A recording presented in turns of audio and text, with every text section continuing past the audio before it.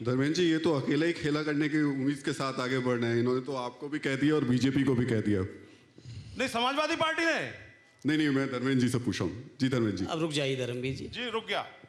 नहीं रुकूंगा तो मैं आपसे कभी नहीं, लेकिन यहाँ रुक जाता हूँ। आपको इसलिए इन सब बातों में नहीं फंसना चाहिए कि 19 में आपकी नेता और हमारे नेता का गठबंधन हो चुका है, इसलिए इन बातों में न फंसिए। जहाँ तक सवाल आपने शुरू की, थीम खेला है, खेला होगा, बिल्कुल खेला होगा। और ये खेला होगा कि शुरुआत बंगाल से हुई और उत्तर प्रदेश की जनता इसी खेले को दोहराएगी और बीजेपी को हरा के समाजवादी पार्टी को बहुत मजबूती के साथ लाएगी।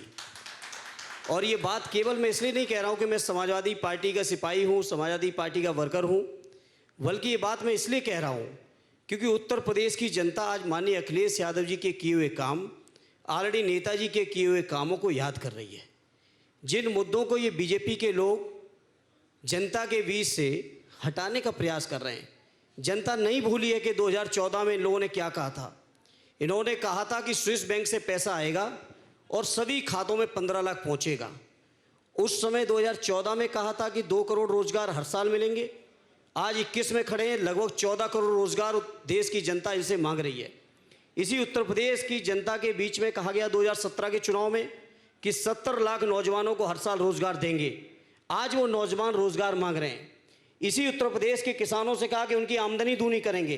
अरे आमदनी तो दूनी आप ना कल कर सकते थे, ना आज कर सकते थे, ना आगे करेंगे, लेकिन कम से कम हमारे किसानों को जो जीने का हक था, कम से कम उस हक को बना रहने देते। उत्तर प्रदेश के अंदर जिस तरह से कल खीरी में घटना हुई और जिस तरह से केंद्र सरकार के मंत्री जी और उनके परिवार के लोगों ने मिलकर किसानों की हत्याएं की, और हत्याएं नहीं की, कुछ दिन पहले मंत्री जाके धमकी दे के आए थे और उसी का परिणाम हुआ ये खीरी के अंदर कल की घटना हुई है। इसलिए आज सबसे पहले मेरी मांग इस बात पर है कि खीरी के जो मंत्री हैं अजय मिश्रा टेनी, उनको तत्काल केंद्रीय मंत्रिमंडल से न केवल बर्खास्त किया जाए, बल्कि उनको, उनके बेटे, उनके समर्थक जो लोग भी शामिल थे, 302 का मुकदमा लिख के उनको तत्काल जेल भेजा जाए। तब जाके उत्तर प्रदेश की जनता को मुंह दिखाने लायक ये बीजेपी के लोग रहेंगे। पंकज जी, आपको लग रहा है एक तो ये घटना क्या टर्निंग पॉइंट हो सकती है, और दूसरी सबसे इंपॉर्टेंट बात ये योगी वर्सेस ऑल की स्थिति है क्या इस वक्त यूपी में? देखिए, सबसे पहले तो मैं कह दूं कि मेरा स्वभाव ये है कि जो विषय आप पूछेंगे, जो सवाल पूछेंगे, मैं उसी का जवाब दूंगा। मैं घूमकर मैं कोई इसको आपकी बातों का जवाब देने के लिए मैं बैठा हूं। देश भर के मुद्दों को यहाँ पर सिर्फ मात्र गिनाने के लिए, अपनी राजनीतिक वोट बैंक के लिए मैं यहाँ पर नहीं बैठा हूँ, या चुनाव के लिए वोट मांगने के लिए मैं नहीं बैठा हूँ। लेकिन फिलहाल जो आपने मुझसे कहा कि ऐसी घटनाएं, उनको सिर्फ ये चुनावी दृष्टि से देखना ये ठीक नहीं है कि ये टर्निंग पॉइंट होंगे, नहीं होंगे। ऐसी घटनाएं होती हैं तो वह दुखद हैं, इसका मन में लोगों को दुख है।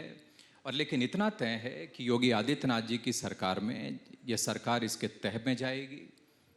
जांच हो रही है, इसीलिए उस पर अभी बोलना भी बहुत ज़्यादा उचित नहीं है, लेकिन इतना तय है और पिछले 4.5 साल का ये रिकॉर्ड है कि जो भी ऐसी घटनाओं को अंजाम देगा उसका स्थान कहीं और नहीं बल्कि सलाखों, जेल की सलाखों के पीछे होगा। बस इतना मैं बहुत विश्वास के साथ मैं कह सकता हूं, और यही योगी आदित्यनाथ जी की सबसे बड़ी खूबी है, उनके सरकार की, उनके काम करने के तरीके की सबबड़ी बड़ी ताकत है। पंकज जी इस पर मेरी इतनी ऑब्जेक्शन है। केंद्रीय गृह राज्य मंत्री जो रिपोर्ट दर्ज नहीं कर रहे थे, क्या आपकी सरकार ने उन पर कोई कार्रवाई की मनीष गुप्ता जी की हत्या के मामले में? जो 500 ब्राह्मणों की हत्या हो चुकी है, जी सुन तो लीजिए, खुशी दुबे की क्या गलती है? सुन तो लीजिए, इस पर भी प्रकाश डाल दीजिए आप। देखिए, एक तो मेरा आग्रह ये है कि मैं आपके प्रश्नों का जवाब दूंगा।